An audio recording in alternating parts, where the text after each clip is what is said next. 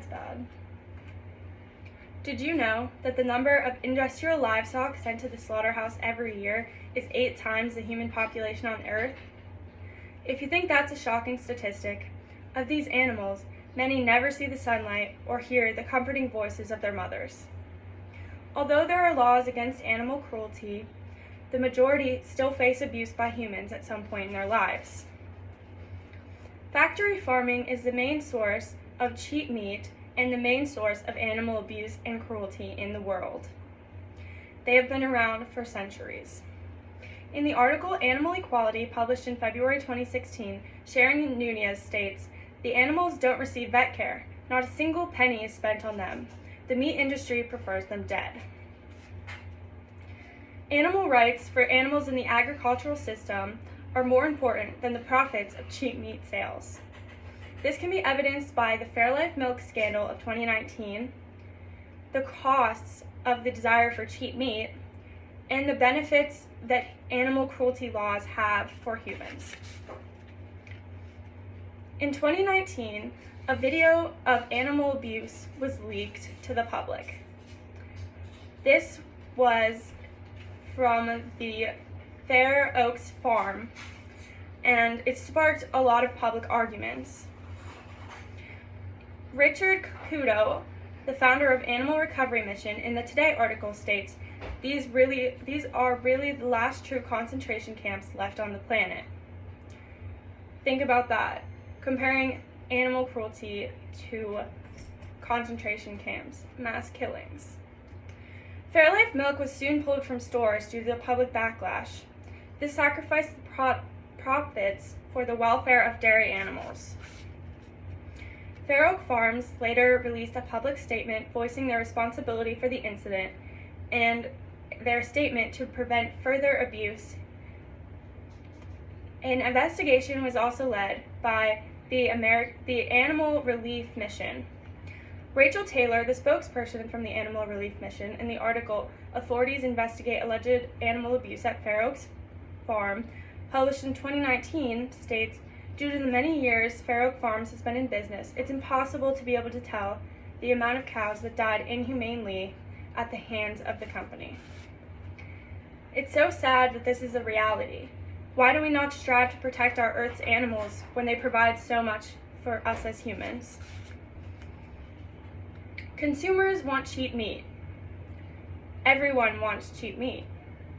Most of this cheap meat comes from factory farms which take no health considerations for their animals. In the Chicago Tribune article, Dave Warner, spokesperson for the National Pork Council, says, "We're the lowest cost producer in the world, which is why we're the #1 pork exporter." Clearly, they prioritize money at the cost of their animals' lives. Cheap meat also contains antibiotics, which will decrease the likelihood of disease in the animals and also increase their growth at an exponential rate. This is the most cost-effective method for raising animals that will be produced as cheap meat. However, the CDC testifies in support of new guidelines which curb the use of antibiotics, stating that they increase the danger of antibiotic-resistant infections in humans.